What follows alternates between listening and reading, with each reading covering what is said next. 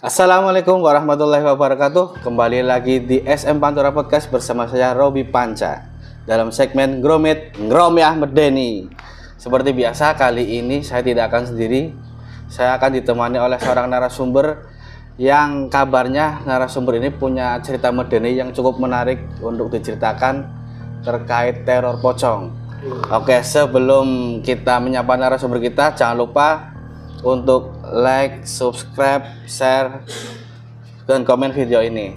Oke, langsung saja kita menyapa narasumber kita, Mas Joko Liman. Siap. Mas Terima Joko, kasih, apa kabar? Alhamdulillah baik. Gimana kabarnya Bapak Robi? Alhamdulillah sehat. Gimana Mas Joko? Kabarnya ada cerita medeni yang menarik ini. Terkait apa ini Mas Joko? Iya, ini cerita ini sudah cukup lama Mas Robi. Jadi memang waktu itu sekitar tahun 80 berapa ya, waktu itu saya masih kecil. Jadi nggak paham apa itu hantu atau apa ya. Tapi setahu saya setelah itu, oh ternyata pocong. Artinya saya sempat bahasanya itu diteror pocong, Mas. Nah, tapi ceritanya tidak hanya segitu, ada runtutannya gitu loh. Jadi permasalahan awal itu waktu itu saya masih kecil, masih sekitar umur 8 tahun atau 10 tahun lah.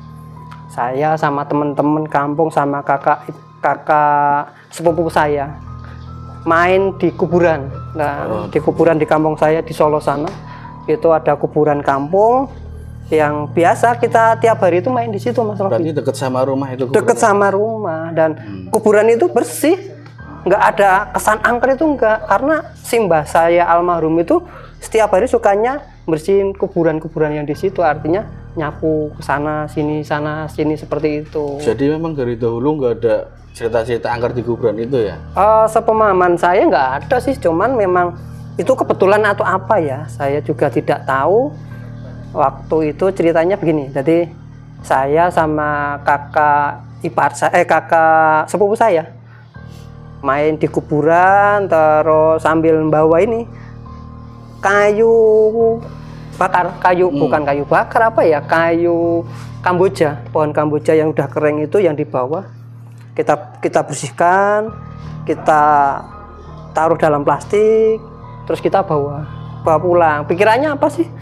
Ya hanya untuk main-main saja, untuk bakar-bakaran atau apa gitu sih sebenarnya, awalnya dari situ. Terus habis itu ya sudah, kita bakar-bakaran sekitar jam 7. Itu nggak ada apa-apa, Mas. Jam 7, jam 8 kita bakar di perapian rumah itulah ya, kayak apa ya bahasanya, kayak tungku gitu. Pawon gitu di belakang. Kayak di pawon, benar. Di pawon. Cuman jam 10 terus saya tidur. Habis bakar-bakaran sama teman-teman sama kakak sepupu saya itu, saya istirahat tidur.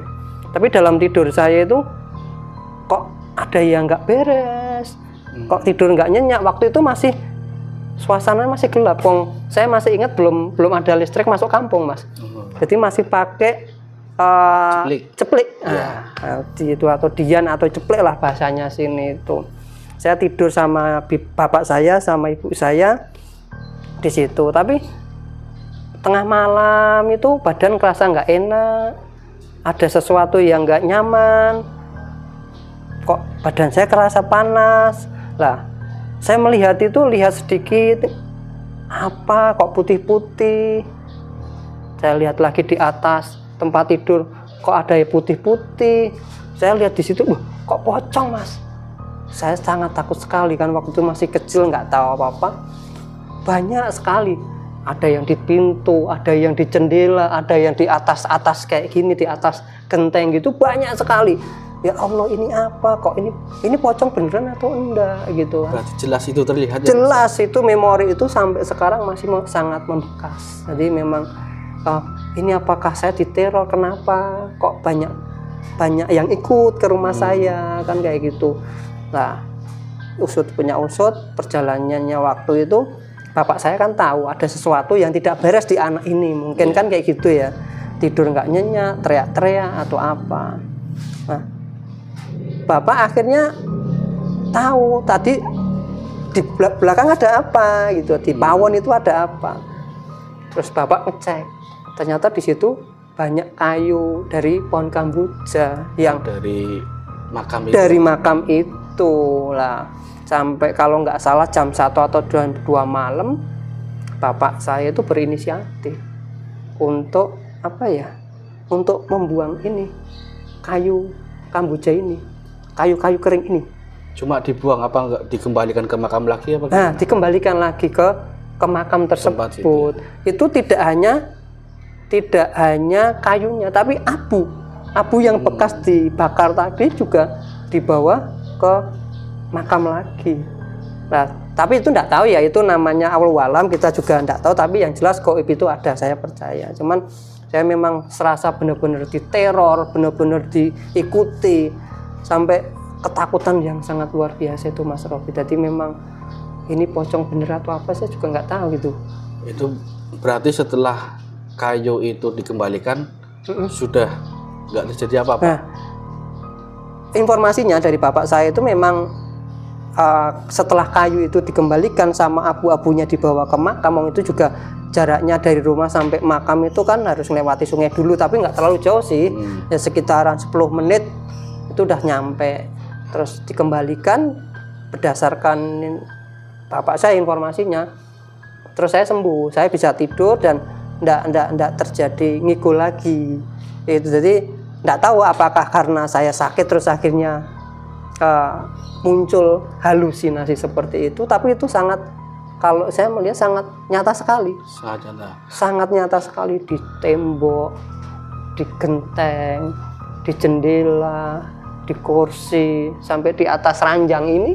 Itu mungkin jumlahnya lebih dari 5 ya Mas? Wah, lebih itu, banyak sekali. Setiap saya buka mata, lab ini pocong semua, banyak sekali. Ya Allah, ini ngapain ini pocong ikut saya ke sini kan, kayak gitu. Waktu itu Mas Joko masih ingat nggak bentuk pocongnya itu seperti apa, wajahnya apa gimana, apa bentuk apa seperti pocong-pocong yang selama ini atas diikat bawah diikat gitu apa gimana? Kalau seingat saya yaitu waktu itu saya melihatnya hanya bentuk saja, tapi wajahnya diikat ini nggak kelihatan, cuman hanya sebatas apa ya, di tali pocong itu depan, atas sama bawahnya putih-putih gitu. Putih-putih ya? Gitu. Kalau untuk wajah itu memang hampir enggak muncul gambar wajah pocong, itu enggak pernah muncul. Jadi memang, tapi itu udah pengalaman yang luar biasa lah sekali itu bagi saya, Mas. Ya itu kan Mas Joko nggak sendiri ya, ada sama temannya, sama saudara itu. Apa yang mengalami itu cuma Mas Joko aja, apa yang lain juga mengalami? Nah, ini yang menarik. Jadi setelah itu ditarik garis merah, benang merahnya itu kakak sepupu saya itu juga ternyata sakit setelah ikut ngambil dan bakar. Itu juga sehari setelahnya itu dia sampai jatuh, sampai pingsan. Nah, cuman enggak tahu dia juga diteror pocong seperti saya atau enggak, saya kurang tahu. Tapi yang jelas dia juga apa ya, ngalami hal-hal yang rada aneh lah. Ya. Jadi kok kayak di luar nalar gitu saja sih. Cuma tidak ada cerita seperti Mas Joko itu didatengin apa gitu, enggak ya? Enggak, ya memang pocong itu, makanya saya pernah diteror pocong, artinya seperti itu, karena ya semerasa banyak pocongan yang datang ke rumah. Itu waktu masih di rumah saya belum ada listrik, berarti sekitar tahun 86 atau 85-an lah itu. Masih kecil saya waktu itu. Tapi memori itu masih benar-benar terekam di pikiran saya itu. Ya karena memang cukup mengerikan ya Mas, masih Cukup kecil mengerikan. Datang teror seperti itu ya. Memang luar biasa. Jadi memang pengalaman yang tidak tergantikan dan nggak pengen terulang lagi juga. Jadi mungkin dari teman-teman semuanya, pemirsa juga berharap kalau di kuburan ya hormatilah para penghuni kubur di situ. Jangan pernah ngambil sesuatu yang ada di situ. Bukan haknya kita, intinya di situ, Mas. Jadi memang itu jadi pengalaman saya sendiri waktu kecil itu. Ya segitu aja Mas Joko. Oke, siap. Oke pemirsa, demikian tadi cerita dari Mas Joko. Kisahnya cukup menarik juga. Oke, bagi pemirsa Gromet yang memiliki kisah-kisah medeni yang ingin diceritakan, silahkan tulis di kolom komen atau kirim email di bawah ini. Oke, sekian Gromet kali ini. Sampai jumpa di Gromet selanjutnya. Wassalamualaikum warahmatullahi wabarakatuh. Waalaikumsalam warahmatullahi wabarakatuh.